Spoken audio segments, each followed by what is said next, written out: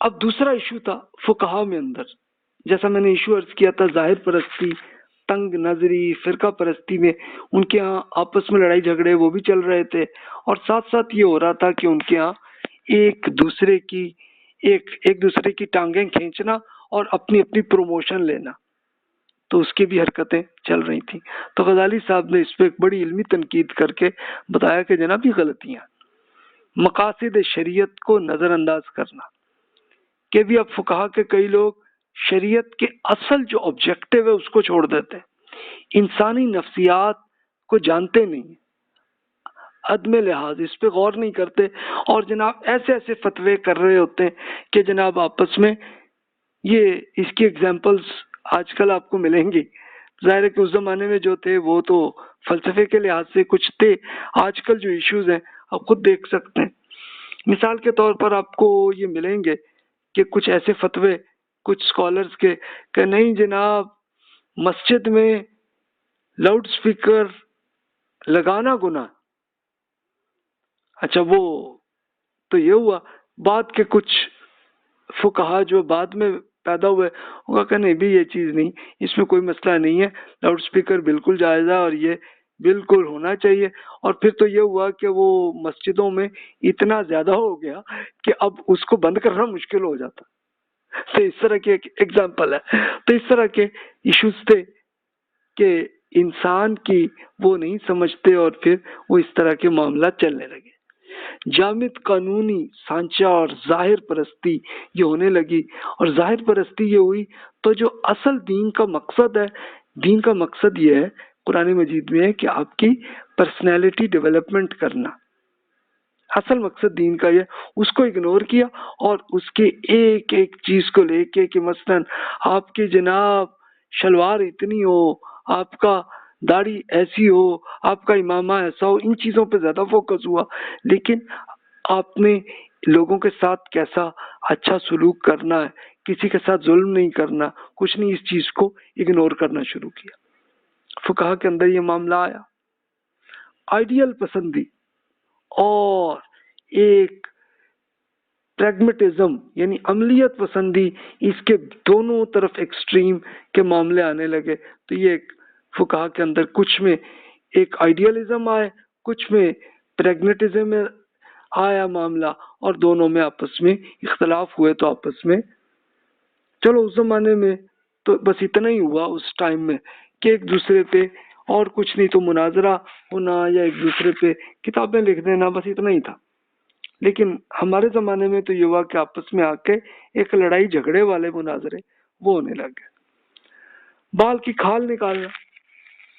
اب یہ جیسے مثال کے طور پہ ہوا کہ دین میں حکم ہے نماز پڑھنے کا، تو وہ اس طرح کے ایشو آئے کہ اچھا جناب وہ نماز کیا ٹرین میں نماز پڑھنا درست ہے کہ نہیں ہے، اس طرح کے ایشوز آنے شروع ہو گئے۔ تو یہ بال کی کھال والا معاملہ۔ پھر شخصیت پرستی بھی فقہا میں آ گئی کہ بس جی ہم تو جناب جیسے حنفی ہیں تو بس ہم اپنے پرانے بزرگ کے ساتھ ہی تقلید کریں گے، ہم نہیں دوسرے پہ چلیں گے۔ تو اس طرح کے آئیڈیاز بھی آئے۔ متکلمین اور فقہا کے بامی کردار کشی، یہ وہی ہے کہ ایک دوسرے کی ٹانگ نکال کے اپنی اپنی پروموشن بنانا۔ تو یہ حرکتیں یہ غزالی صاحب کے زمانے میں بھی ہو گئی تھی۔ اس کو شاہ ولی اللہ صاحب نے اپنی بک حجت اللہ البالغہ، ان کی کتاب ہے، جو یہ خود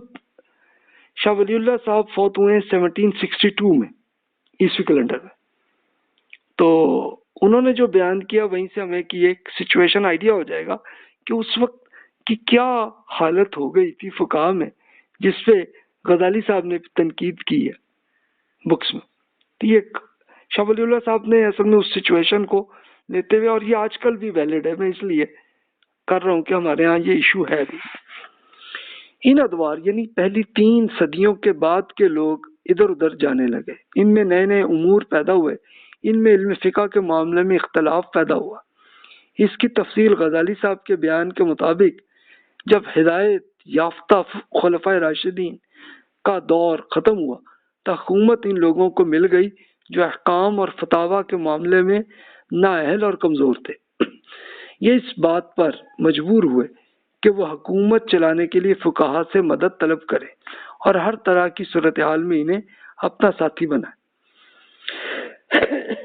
اس دور میں ایسے علماء موجود ہوئے کہ جو پرانے طریقہ کار پر قائم تھے اور دین کی عزت برقرار رکھنے کی لازم سمجھتے تھے۔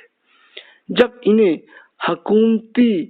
معاملات میں طلب کیا جاتا تو وہ ادھر ادھر ہو کر اس سے بچنے کی کوشش کرتے۔ دنیا پرستی اس سے اب وہ یہ تھا کہ بچتے، اور دنیا پرستی سے اس سے اعراض کر کے یہ ہوتا کہ ایک نئے علماء اور ائمہ کی عزت اور مرتبہ برقرار رہی۔ لیکن ایسے لوگ پیدا ہوئے کہ جو جاہ و منصب اور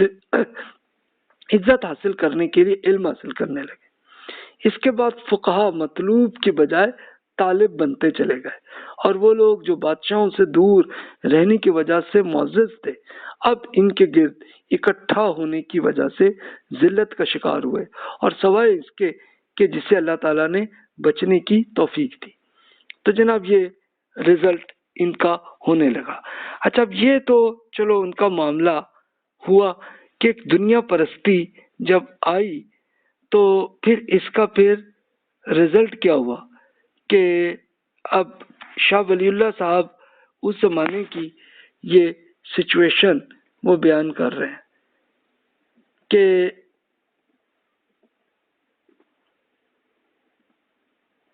اب جب دنیا پرستی آئی اور ان میں کوئی یعنی اصل دین کے مقصد کو انہوں نے چھوڑا تو پھر رزلٹس کیا ہوا کہ بادشاہوں نے اپنی تفریح کی خاطر فقہ یعنی خاص طور پہ امام ابو حنیفہ یا امام شافعی رحمۃ اللہ علیہ کے مذہب سے متعلق جو ان کا جو اسکول آف تھاٹ تھا اس کے بحث مباحثوں کو ایک فائنانس کر کے ان کی حوصلہ افزائی کرنا شروع کی، تو لوگوں نے علم کلام اور دیگر علمی فنون کو چھوڑ دیا اور شافعی اور حنفی مکاتب فکر کے اختلافی مسائل میں ایک اسپیشلائز کرنے شروع کیے۔ تو اس میں امام مالک، سفیان ثوری یا احمد بن حنبل رحمۃ اللہ علیہ کے مسالک کو پس پشت کر دیا، اور ان کا خیال یہ تھا کہ جناب یہ اس لیے کر رہے ہیں کہ شریعت میں گہرے نکات کو تلاش کر سکیں اور مختلف مکاتب فکر کی خامیوں کو بیان کیا جائے اور فتویٰ دینے کے علم کے اصولوں کو مرتب کیا جائے۔ وہ لوگ اس معاملے میں نتائج اخذ کرنے اور تصنیف و تالیف میں ضرورت سے زیادہ مشغول ہو گئے، اور اس میں انہوں نے بہت سے اقسام کی بحث و مباحثے اور تصنیفات مرتب کیے، اور آج تک یہ اسی کام میں مشغول ہے۔ یہ شاہ ولی اللہ صاحب اب سے 150 سال پہلے زمانے کے بزرگ ہیں، تو وہ اس زمانے تک بتا رہے ہیں یہ سچویشن ہے، اور میں کہوں گا آج تک ہے۔ ہم نہیں سمجھتے کہ اللہ تعالیٰ کے دین کو نازل کرنے کا مقصد یہ تھا کہ جو کچھ بعد کے ادوار میں ہوتا رہا، اور بہرحال ایسا ہی ہوا اور ہوتا رہا۔ ان میں بعض وہ لوگ تھے کہ جو اندھی تقلید پر مطمئن ہو گئے، لاشعوری طور پر تقلید چونٹی کی رفتار سے ان کے سینوں میں سرایت کرتی چلی گئی۔ اس کا سبب فقہا کا ایک دوسرے سے مقابلہ اور آپس میں غیر ضروری بحث و مباحثہ کرنا ہوا، اور جب بھی کوئی ایک شخص اپنا نقطہ نظر بیان کرتا تو دوسرا اس کے بالکل الٹ فتویٰ جاری کر کے اس کی تردید کرنے لگ جاتا تھا۔ اس پر ان کا مناظرہ اس وقت تک جاری رہتا جب تک کوئی شخص قدیم علماء میں سے کسی کی واضح رائے سامنے نہ رکھ دیتا۔ یعنی اصل تو بات ہے اگر کوئی بحث ہو بھی ہو تو اس میں تو ہونا یہ تھا نا کہ بھی آپ دلیل پیش کریں اور اس میں جو بھی فیصلہ کر لیں آپ اپنا۔ نہیں، وہ مناظرہ اس کی شکل یہ ہوئی کہ نہیں جی فلاں پرانے بزرگ نے یہ تو ایسے فرمایا تھا، تو یہ بحثیں شروع ہوئیں، تو پھر تقلید کا وہ آ گیا، اور بس جناب لوگ ایک ایک اپنے اپنے بزرگ کے وہ اسی پہ چلنے لگے۔ کہ تقلید کا مطلب یہ کہ پھر اب وہ ٹیکنالوجی خود نہیں، کوئی ریسرچ نہیں کرنی، تو وہ ایک معاملہ ہے۔ اب شاہ ولی اللہ صاحب نے سچویشن بتائی ہے کہ یہ اس زمانے میں ہو گئی تھی جو غزالی صاحب کا 500 ہجری کے زمانہ تھا، تب میں یہ ہو گیا تھا، اور وہ آج تک موجود ہے۔ تو یہ اب دیکھیے کہ یہ ایک سچویشن ہو گئی تھی۔ پھر مزید وہ بیان کرتے ہیں کہ تقلیدی روش کے میں اضافے ایک وجہ عدالتی حجوج جج صاحبان کا ایک ظلم و ستم تھا، اور ایک قاضیوں کے غیر منصفانہ فیصلے تھے، اور وہ پیشہ ورانہ دیانت داری چھوڑتے چلے گئے، تو ان کے لیے ان فیصلوں کو قبول نہ کیا جانے لگا، اور اس کے عدالتی فیصلوں کے یہ پھر اس کا ریزلٹ سائیڈ ایفیکٹ پھر یہ ہوا پھر جناب۔ تو اب آپ خود امیجن کر سکتے ہیں کہ شاہ ولی اللہ صاحب جو سچویشن بیان کر رہے ہیں یہ ہو گئی، یعنی دنیا پرستی کا یہ پھر رزلٹ آنے لگا۔ تقلیدی روش میں اضافے کے لیے ایک اور وجہ لوگوں کی مذہبی رہنماؤں کی جہالت بھی تھی۔ لوگ ان لوگوں سے فتویٰ طلب کرتے تو نہ تو حدیث کا علم ہے اور نہ ہی تخریج کے طریقے۔ یہ تخریج کیا ہے کہ کس طرح سے قانون کی نئی صورتحال میں ایک ریکنسائل کرنے کا طریقہ کار ایک یہ تھا فقہ میں، تو اس کا ان کو پتہ نہیں تھا۔ تو یہ چیز آپ بعد کے دور کے لوگوں میں عام دیکھ سکتے ہیں۔ تو پھر یہ ہوا کہ غیر مجتہد لوگ فقیہ بننے لگے، اور ان میں یہ ہوا کہ ایک خیالی صورتحال فرض کرنا، اور اس میں جناب عقل مند سوچے تو اس میں کوئی یہ سوچ بھی نہیں سکتا یہ کیا ہوگا۔ تو یہ تخریج کے ماہرین کے طرز بیان سے ایسے نکات اور عمومی نتائج جس کو جنرلائز کنکلوژنز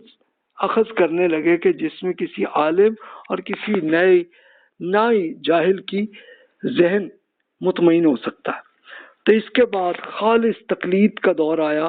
کہ اب لوگ نہ تو حق اور باطل میں فرق کرنے لگے اور نہ ہی احکام اخذ کرنے اور ان پر بحث و مباحثہ کرنے میں کوئی تفریق کرنے لگے۔ اب فقیہ ان شخص کا نام ہوگا کہ جو زیادہ بولتا اور غیر محتاط طریقے سے بحث کرتا ہو۔ قدیم علماء کی مضبوط اور کمزور آراء میں کسی فرق کے بغیر یاد کر لے اور اسے پورے جوش و خروش کے ساتھ بیان کر دے۔ محدث اس شخص کو کہنے لگا جو صحیح اور کمزور ہر طرح کی حدیث کو یاد کر لے اور انہیں بغیر کہیں سوچے بغیر زور شور کے ساتھ اپنی جبڑوں کی طاقت سے بیان کرنے لگے۔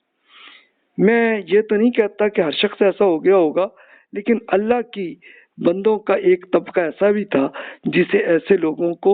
جہالت سے کوئی نقصان نہیں پہنچتا تھا، اور یہ لوگ اگرچہ تعداد میں کم ہوں لیکن زمین میں اللہ کی حجت ہوا کرتے۔ تو دیکھیے یہ پریکٹیکلی ہو گیا تھا کہ اب جناب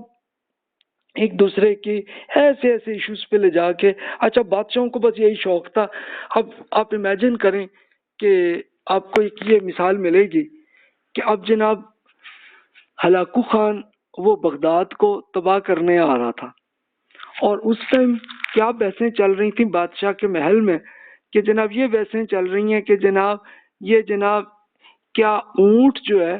وہ اس سوئی کے اندر سے گزر سکتا ہے کہ نہیں گزر سکتا۔ اب اس طرح کے ایشوز پہ جناب بحثیں کر رہی تھیں۔ تو پھر جناب جب یہ حالت ہوئی تو پھر ہوا کہ انہوں نے یہ نہیں سوچا کہ جناب ہمیں اپنی ملٹری میں کیسی اچھی ٹیکنالوجی کی ضرورت ہے کہ جس سے ہم یہ منگولوں سے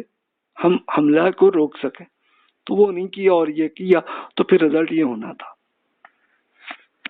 اچھا، بال کی کھال نکالنا، یہ غزالی صاحب نے بیان کی سچویشن۔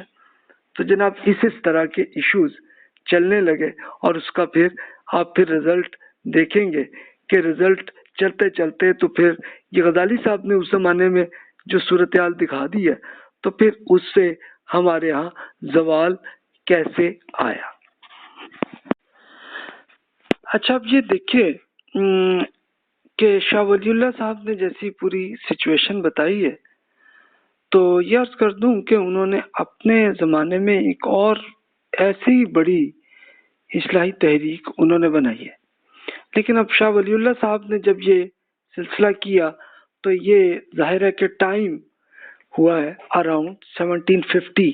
آنورڈ، ان کا زمانہ جو ہے تب کا آیا، تو وہ ہم اس کی جب ہسٹری آگے جا کے اسٹڈی کریں گے تو اس میں ہم ڈسکس کریں گے۔ اب غزالی صاحب نے جس طرح سے ایک سائیکولوجیکلی ایک ایک چیز کو انہوں نے دیکھا اور بتایا. تو ذرا دیکھتے ہیں کہ انہوں نے ان کے ارشادات کا ترجمہ یہ ان کی کتاب احیاء العلوم میں فرماتے ہیں. اگر کسی فقیہ سے ان مضامین صبر و شکر، خوف و رجا وغیرہ، یا بغض اور کینہ، ناشکری، دغا، فریب، ان میں سے کسی کی بات حتیٰ کہ اخلاص و توکل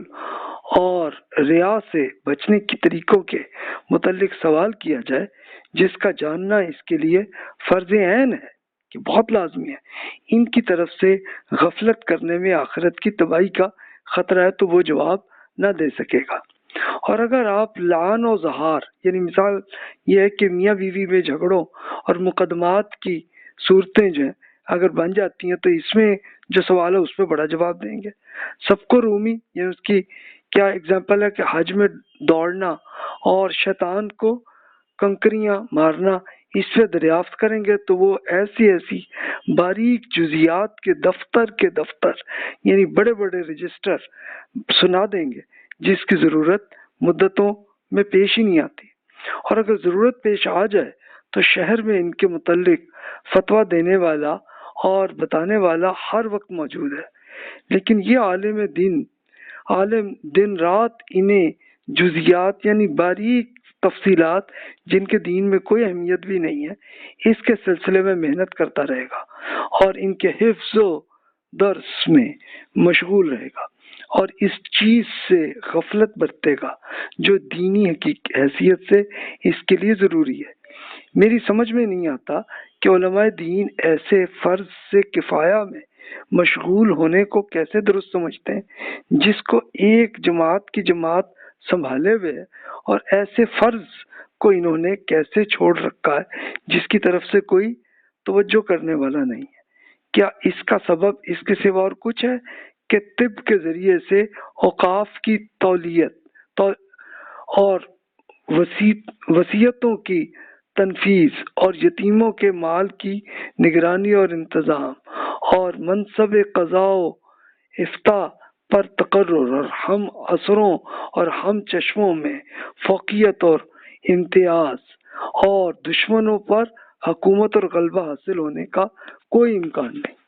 یعنی اب یہ اپنے زمانے کی وہی 500 ہجری کے زمانے کا پیریڈ ہے جو 1100 عیسوی کیلنڈر میں دیکھ لیں تو اس زمانے کی سچویشن وہ بیان کر رہے ہیں کہ اب دین کے اندر جو بہت ہی اہم معاملات ہیں، صبر، شکر، اللہ تعالیٰ سے یہ خوف و رجا کا معاملہ کہ اللہ تعالیٰ سے ہمارا تعلق بنے، اور برائیاں کے جیسے بغض، کینہ، تکبر، ناشکری، فریب یعنی فراڈ اور اس طرح کی چیزیں اگر ہوں گی تو اس پہ کوئی فوکس نہیں، لیکن فوکس ان طرح کے معاملات میں بہت ہے کہ جس کے لیے چند لوگ ہی کافی ہیں کہ جو یہ اگر کوئی کسی کے ذہن میں کبھی کوئی کیس آئے، لیکن ایسے ایشوز پہ جناب بڑے لمبے لمبے فتویٰ اور اس کے تفصیلات ہیں اور یہ نہیں ہے. تو یہ غزالی صاحب نے اپنے زمانے میں جو سچویشن بتائی ہے سیم ابھی تک وہی ہے. تو یہ دیکھتے ہیں، اور جو اہم ترین جو احکامات ہیں تو اس کی تفصیل وہ علماء دین میں نہیں ملتی، یا ملتی بھی ہے تو بہت مائنر سی. تو یہ دیکھیے کہ یہ ان کے زمانے کی سچویشن وہ بیان کر رہے ہیں. اچھا، پھر متکلمین اور فقہا کے باہمی کردار کشی، ایک یہ اگلا وہی تھا کہ ایک دوسرے کو پر یہ معاملات کرنا، یہ کرپشن کی ایک شکل ہی ہوگی نا کہ ایک آدمی کو اس کی ذلیل کر کے اور خود اپنی پروموشن لینا. تو اس کی تفصیل اب غزالی صاحب نے وہ بھی بیان کی. اچھا ہے، ہم کر لیں، ہمیں کیا فائدہ ہے اس ہسٹری کا؟ پورا فائدہ ہمیں یہ ہے کہ ہر اس زمانے کے جو ایشوز آئے ہیں تو وہاں سے ہم سیکھتے ہیں کہ ہمیں اس سے بچنا ہے یا یہ چیز ہمیں ایسی امپروو کرنی ہے، کوئی اچھی چیز مل جائے. تو یہ مقصد یہی ہے ہسٹری کا، ورنہ اور ہسٹری کا کیا فائدہ. تو اب دیکھیے غزالی صاحب کے احیاء العلوم کا ایک کچھ حصے کا ترجمہ میں عرض کرتا ہوں. ایسے تمام مناظرے جن کے ذریعے اپنا غلبہ، فریق مخالف کی شکست، اپنے شرف و فضل، خوش بیانی اور فصاحت و بلاغت کا اظہار مقصود ہو، ان برائیوں کا سرچشمہ ہوتے ہیں. جو اللہ تعالیٰ کے نزدیک ناپسندیدہ اور شیطان کے نزدیک پسندیدہ ہوں۔ مناظرہ سے تکبر، حسد، خوش پسندی، حرص، لاف زنی اور حب جاہ جیسی بیماریاں پیدا ہوتی ہیں۔ حب جاہ کیا ہے کہ یہ اپنی پروموشن کر کے بہت اچھی لیول کی پوزیشن حاصل کرنا۔ اس کی مثال شراب کی سی ہے کہ جیسے آدمی معمولی گناہ سمجھتا ہے لیکن یہی شراب باقی گناہوں کا ذریعہ بنتا ہے۔ زنا یعنی بدکاری، سب و شتم یعنی گالی گلوچ اور چوری وغیرہ کی عادتیں بسا اوقات شراب پینے سے پیدا ہوتی ہیں۔ اس طرح جس شخص کے دل میں دوسرے کو خاموش کرنے، خود غالب رہنے اور عزت و جاہ حاصل رکھنے کی طلب رہتی ہے تو اس کے دل میں دوسری بری عادتیں جنم لیتی ہیں۔ اب یہ مناظرے جو اس زمانے کے ہو گئے تھے، یہ سچویشن وہ بیان کر رہے ہیں اور آج کل بھی ایسا رہا ہے سلسلہ۔ اچھا، مزید وہ بیان کرتے ہیں مناظرہ کرنے والے تکبر سے خالی نہیں رہتے، ان میں سے ہر ایک یہی چاہتا ہے کہ اپنے حریف کے سامنے ناک نیچی نہ ہو اور وہ اس کی برائیاں تلاش کرتا ہے اور اس طریقے سے اسے زیر کرنے کی کوشش کرتا ہے کہ مجلس میں وہ جگہ حاصل کی جاتی ہو کہ جو اس کی حیثیت سے بلند ہو، صدر مجلس کے قریب ہو، اس سے قطع نظر کہ وہ صدر مجلس بلندی پر ہے یا پستی پر۔ آپ نے کوئی مناظر ایسا نہ دیکھا ہوگا کہ جو اپنی تقریر پر خاموش رہنے والے اور اپنے حریف کی تقریر پر گردن ہلانے والے سے کینہ نہ رکھے۔ مناظرہ کرنے والا اپنے مقابل کی لغزشیں اور عیوب ڈھونڈتا ہے، یہاں تک کہ اگر اس کے شہر میں کوئی مناظرہ کرنے والا ہو تو ایسے شخص کی تلاش کی جاتی ہے کہ جو اس کے اندرونی حالات بیان کر سکے۔ اس سے ایک ایک عیب کی تفصیل معلوم کی جاتی ہے اور یہ تفصیل ضرورت کے وقت اس کو رسوا کرنے کے لیے ذخیرہ کی جاتی ہے۔ حد تو یہ ہے کہ اس کی بچپن کے حالات معلوم کیے جاتے ہیں اور جسمانی عیوب بھی دریافت کیے جاتے ہیں۔ علماء تین طرح کے ہیں، کچھ وہ ہیں کہ جو خود بھی آتش جہنم میں جلتے ہیں اور دوسروں کو بھی جلاتے ہیں، یہ وہ علماء ہیں جو اعلان دنیا پرستی میں مصروف ہیں۔ کچھ وہ ہیں جو خود بھی کامیاب ہیں اور دوسروں کو بھی کامیابی کی راہ دکھاتے ہیں، یہ وہ علماء ہیں جو ظاہر و باطن دونوں حالتوں میں اللہ تعالیٰ کی طرف متوجہ ہیں۔ کچھ وہ ہیں جو خود تو ہلاک ہو رہے ہیں لیکن دوسرے لوگ ان کے ذریعے کامیاب ہو رہے ہیں، یہ وہ علماء ہیں جو لوگوں کو آخرت کی طرف بلاتے ہیں، بظاہر خود بھی تارک دنیا دکھائی دیتے ہیں لیکن دلوں میں عوامی مقبولیت، عزت و جاہ کی خواہش ہے۔ اب آپ دیکھیں غزالی صاحب نے کیسے ڈیپتھ میں سائیکالوجی کے لحاظ سے ایک ایک چیز، ایک ایک جو برائیاں خود انہوں نے دیکھی کہ جو متکلمین اور فقہا کے اندر جیسے مناظرے اور یہ حرکتیں ان کے زمانے میں ہو رہی تھیں اس کو کیا، تو سیم ایسی سچویشن آپ کو نظر آئے گی۔ اس کے لیے کہیں دور جانے کی ضرورت نہیں ہے، آپ یوٹیوب میں مختلف یہ دیکھ لیں، یا ایون آپ یہ بھی دیکھ سکتے ہیں کہ ٹی وی میں جیسے ڈسکشن چل رہی ہوتی ہے، چاہے وہ سیاستدان ہو چاہے مذہبی اسکالرز ہوں، تو وہ ایک دوسرے کے ساتھ کس طرح سے ایک دوسرے کی ٹانگ کو ایسے کھینچنے کی کوشش کرتے ہیں، یہ آپ کو اگزامپل نظر آ جائے گی۔ تو غزالی صاحب نے کچھ مثالیں دی ہیں فقہا اور صوفیاء میں جو اختلافات تھے ان کے زمانے میں، اس میں وہ کیا گیا کہ جیسے شادی کی جائے یا نہ کی جائے، یہ ایک ایگزامپلز انہوں نے بیان کی۔ مثلا فقہا کہتے ہیں کہ شادی کرنی چاہیے، سنت ہے، صوفیاء کہتے تھے کہ نہیں بھی دنیا سے دور رہو تو شادی کرو ہی نہ، یہ معاملہ رہا ان کے زمانے میں۔ عادات اور ورع میں غلو، یعنی ورع کیا ہے، جس کو کیئرفلنس کی حالت ایسی کرنے کے لیے اتنا غلو، اس کی خود رسول اللہ صلی اللہ علیہ وسلم کے زمانے میں آپ نے یہ دیکھا کہ بھی کچھ خواتین ہیں وہ پوری پوری رات بیٹھی نماز پڑھتی ہیں تو عبادت کرنے کے لیے، اور روزانہ ہی روزے رکھ رہے تھے، تو آپ نے روکا کہ بھی دیکھیے اللہ تعالیٰ سے تعلق اگر چاہیے تو آپ مختصراً اس طرح سے تہجد پڑھیے اور یہ کیجیے اور اسی طرح اپنی فیملی کو ٹائم بھی دیں. تو یہ اس طرح کی سچویشن یہ صوفیہ کے تھیں. تو غزالی صاحب نے ان کی غلطیاں بھی بیان کی. پھر موسیقی اور سما یہ تھی میوزک وہ تھا. تو اس زمانے میں میوزک جیسا تھا اس کی غلطیوں کو انہوں نے واضح کیا کہ بھی یہ غلط ہے. علم دین سے دوری، یعنی بہت سے ایسے صوفیاء میں یہ صورتحال تھی کہ ان کو عالم دین کا یعنی ایک علمی ذوق وہ نہیں تھا، تو وہ چھوڑ کے اور بس مسلسل دنیا چھوڑ کر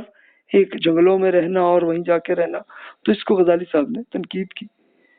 پھر وہ نفسیات کے ذریعے سے عوام میں اصلاح کرنے کی یہ کوشش غزالی صاحب نے کی. اس کی ایک ایگزامپل وہ یہ کہ جو ان کے ارشادات میں نے اس کا ترجمہ کر کے آپ کے سامنے عرض کر دی ہیں ابھی تھوڑی دیر پہلے. اب اس کا رزلٹ کیا آیا؟ غزالی صاحب کے جو رزلٹ آیا کہ ایک بڑے اسکالر محمد بن عبداللہ تومرت صاحب جو ہیں، جو غزالی صاحب تو 511 میں فوت ہوئے تو ان کے 11 سال بعد ان کے ایک شاگرد فوت ہوئے تھے. تو یہ غزالی کے شاگرد تھے اور پھر افریقہ اور اسپین میں انہوں نے بہت ان کے میسج کو پہنچایا. محمد بن عبداللہ تومرت. اچھا، پھر اس سے اگلا آج تک موجود ہے کہ فلسفہ اور نفسیات میں موجودہ یورپی